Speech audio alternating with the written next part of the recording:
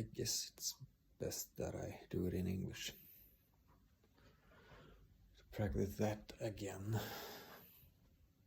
Maybe I should continue doing what's it called in English? What's it called? I forgot what it's called when you do it.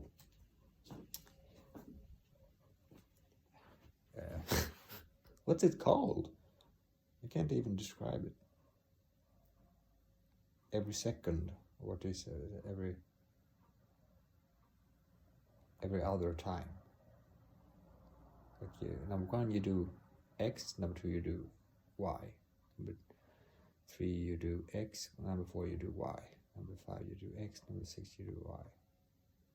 So every second bit. What do you call this? That's how it's so basic, but I actually don't know what it's called. Anyway, every other. I think that's yeah. I actually figured it's quite.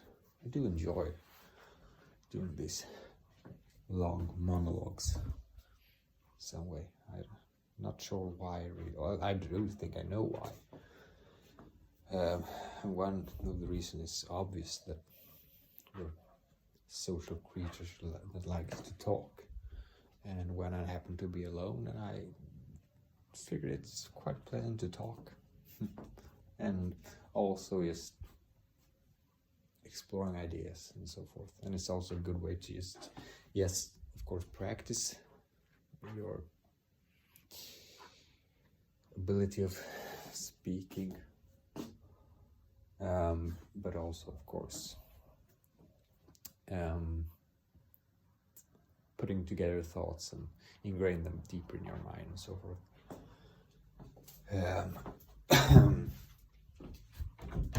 Well, I'm not sure if I should.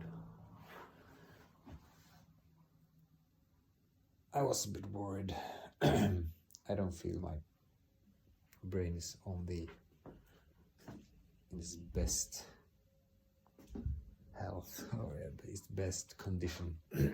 a bit foggy, but never mind. It's now when I'm talking, I think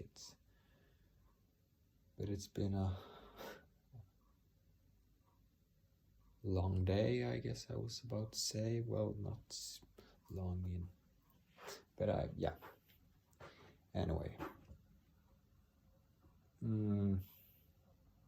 But I, especially right before I started this video, I did come back to something I was talking about yesterday, and something I've been talking about for a long time, and think it's extremely important still. It's, yeah, you can do lots of things to the man with a hammer level, meaning like it's have a sort of opportunity cost because the marginal utility or something like that. I don't know, but yeah. So, but I still think it's an extremely important idea. And I thought I'd perhaps go into it a bit more, just because I felt, and it's good practice to just see what happened really when you think about it, like what and I mean how well it went. For example, like for me, since I've been talking about it and thinking about it, I've obviously also thought about it. It's natural, it's on top of your mind, and I do want to be better at it. So it's been on my mind more than the last couple of, I was about to say years, but at least months. And it's been a good challenge because it's been not like the easiest day you can imagine. Not for obvious reasons, it just, so it's good practice, but at the same time, since, yeah, I'm not very satisfied with the result. I think I could, yeah, I still think there's a lot to do, but you can also say that if you're in a more challenging state, it requires more of your attitude to handle it. So yeah, but anyway, it's I don't know exactly where it was something about that topic that made me, yeah, I guess I just want to think about it. There's no thoughts that naturally just pop up into my mind, but I think I want to understand it more. Maybe I should just connect it to some basic academic model that always comes up into my mind, which I connect somewhat to what I actually read now, and what I'm thinking about is evolution, of course, which is so central in just understanding how we work as human beings and so forth. And what I started to think about, what is it really? Well, attitude, like taking charge of your attitude and so forth. It's quite much about, I think it's like most of the things that's in our brains are just, it's strategies really for survival and reproduction. That's the way I think about it, and I think it's a good way to think about it. Because I think that's the case. I guess. I mean, it's there for a reason, and if I think about it, like when you're what Charlotte Munger would call self-pity, or I think that's what the reason you do it, I guess, is to make other people feel pity for you, I guess, and therefore help you. And if you can get help, well, if you can make other people feel like they're morally obliged to help you because you're weak. I mean, if you can make other people feel like it's unfair that you feel so bad, or unfair that then it's a strategy that will make you, I mean, if people just give you food and you don't have to put an effort into it because you're weak, or and you could be, I mean, and that's why it can be used. So yeah, it's really, and that's an ongoing thing that's extremely hard to sort of discern if someone is genuinely and I mean, it's not a bad thing to ask for help, but if you don't give anything in return, I guess that's the, but yeah, so and it's always like I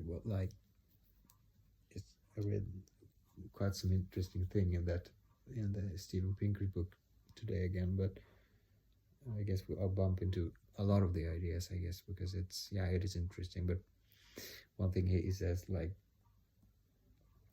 we have both, well, he talks about lots of interesting things, but he says that well, of course, both have genes that selfish genes that promotes unselfish behavior, but of course we shouldn't make it too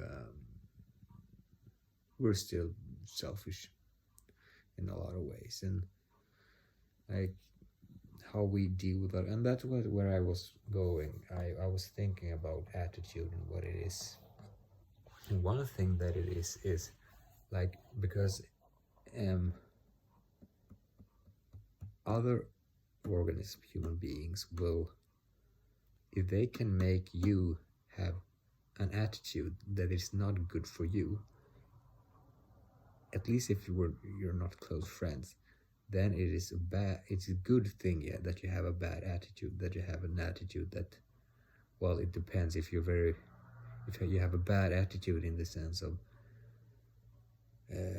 taking advantage of people by saying that you're so helpless and please give me if you think, well, it could be quite good for you, I guess, in some way. But it's still like, if you don't have an attitude that makes you, let's say, make yourself productive, which is usually what people appreciate. If people can make you unproductive by sort of, well, basically manipulating you or just dealing with you in a way that makes you feel bad, then that's unfortunately an advantage for them, and they can just, it's a mind game. It's the same way like what's called in English, we call it psykning in Swedish. Like in a competition, you can have an attitude towards your component that, and yeah, and you try to undermine their confidence or their believe in themselves and so forth. And that's actually part of the game in many sports, for good or bad, I guess. I think that a lot of that is going on in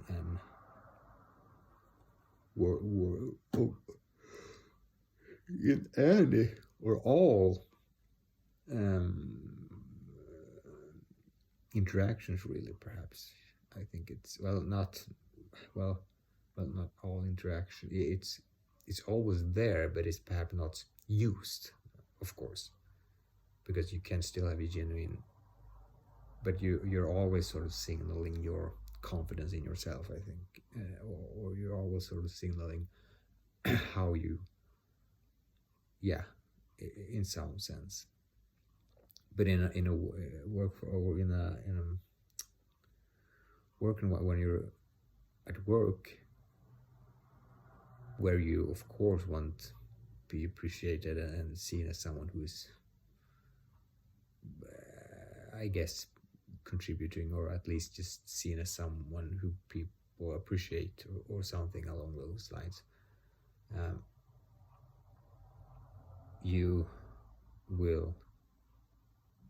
it will be tactics, and it's not, of course, it's obvious, but perhaps I should mention, but it's not necessarily on a conscious level. I mean, it's unconscious. We're just acting, and it could be conscious in many ways. How could, and then it's usually perhaps more manipulative, or seen as more manipulative, perhaps. But I mean, it could be both conscious and unconscious.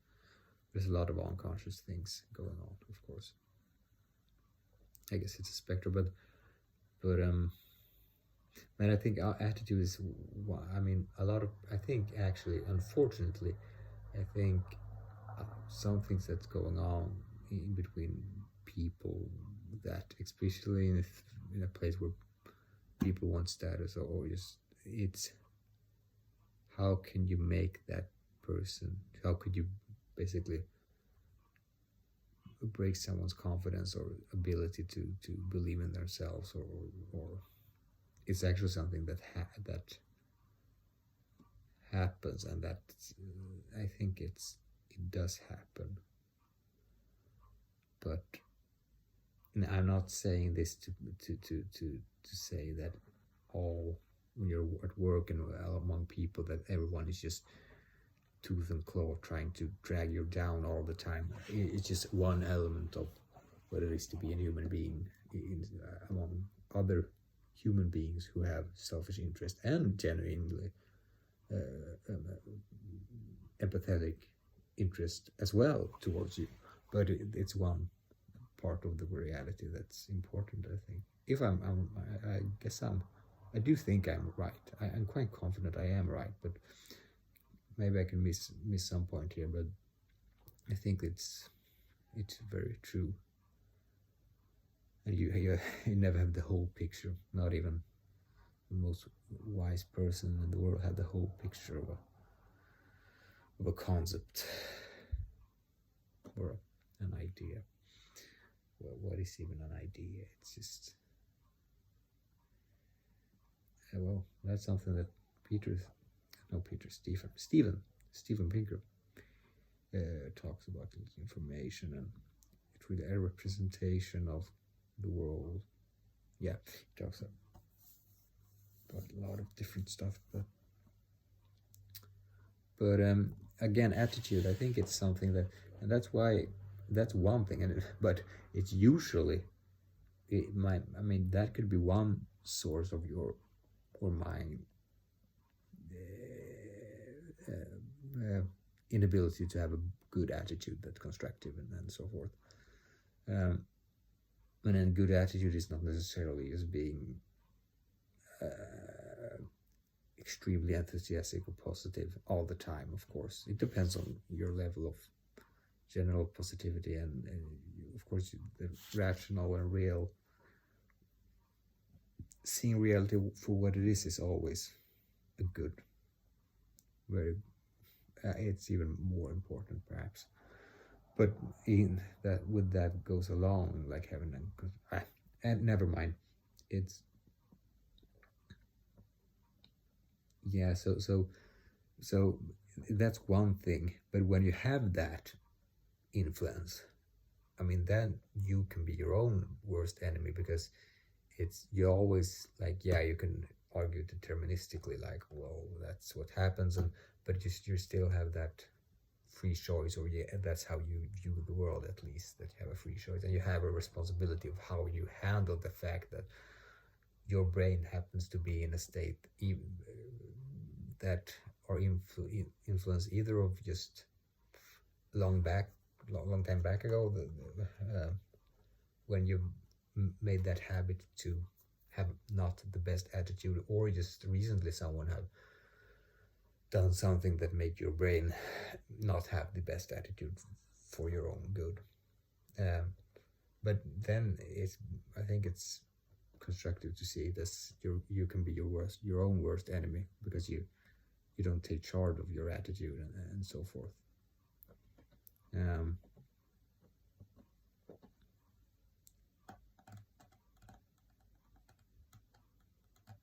just a clarification for that, I talked about this yesterday in the last video, but it's of course so that there are multiple factors that influence, for example, how you feel about your, and how productive, or how how good your attitude is.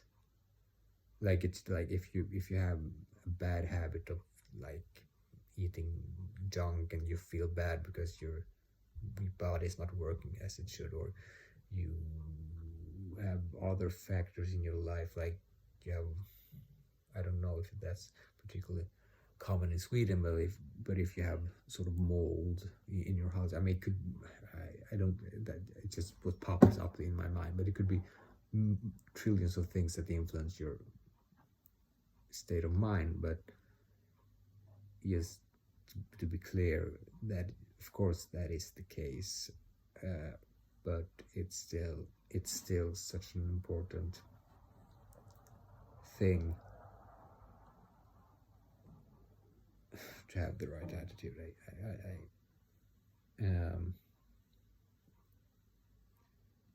But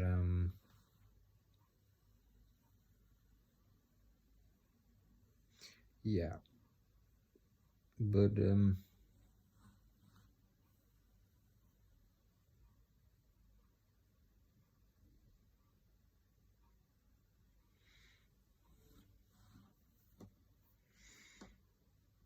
I actually do think that's a quite big thing about human beings, that they use, and that's why it's so important to, like your social skills are so important for how you're perceived, and what you're,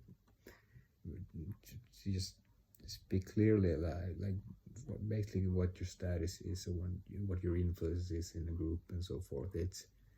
And there will always be, like, tactics to bring you down, and even if it's not even perceived as it, I mean, it could be subtle in a way that's not even, and it may sound somewhat Machiavellian to think like that, but that's the most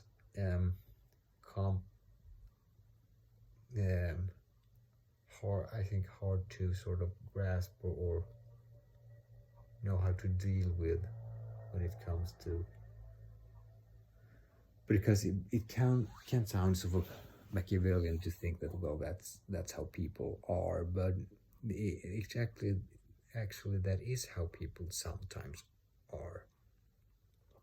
But I guess the most sound way to think about it is if you're in an environment where people are very manipulative and Machiavellian, I'm not sure you survive if you're not that yourself.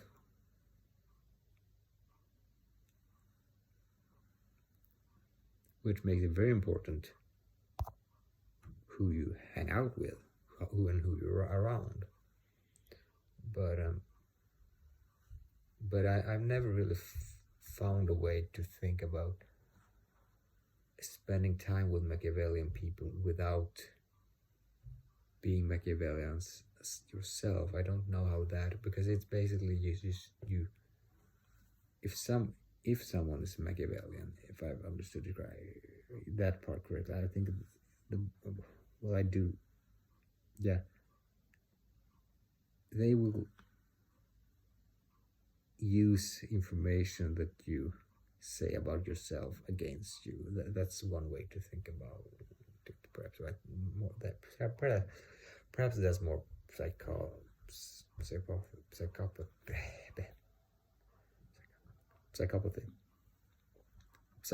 but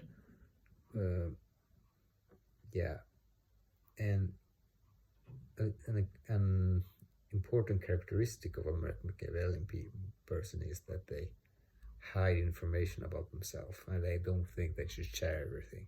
But if you are in that situation where people are, it can be to your disadvantage too. So it's really, I'm not sure I can see it in another way than that you have to be somewhat Machiavellian alone around Machiavellian people. But that's, as I said, that's even more important than to not be around them. But yeah, but it's still that dynamic. It's like if someone can be taken advantage of, unfortunately that's what's going to happen sooner or later. So that's why I look at it as like the more, what you would say, the more you could say more not manly, the more well, if you're a man you can do it more not manly, but the, what's it called, that men, what usually called like sort of bad masculine, or bad, just what you call it, shall we I lost the word, but some of that is just, you have to have some tools in your sort of repertoire and your toolbox to deal with people who are not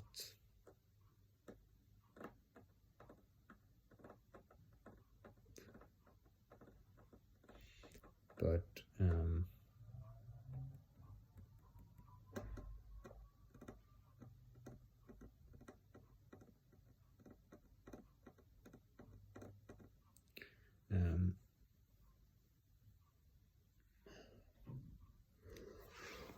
I lost my train of thought, but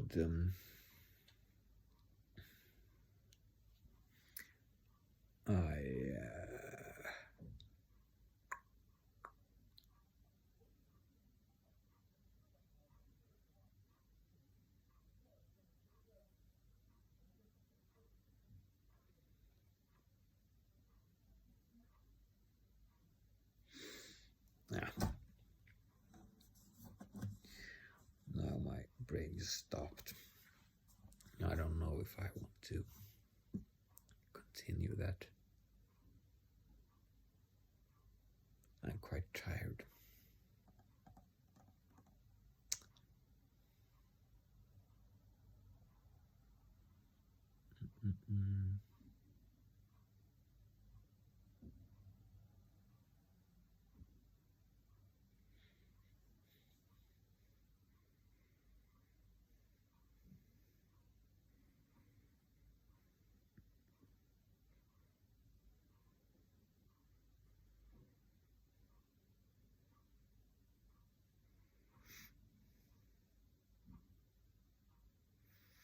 Well, I don't think I'm going to continue more. I feel like this is enough for today.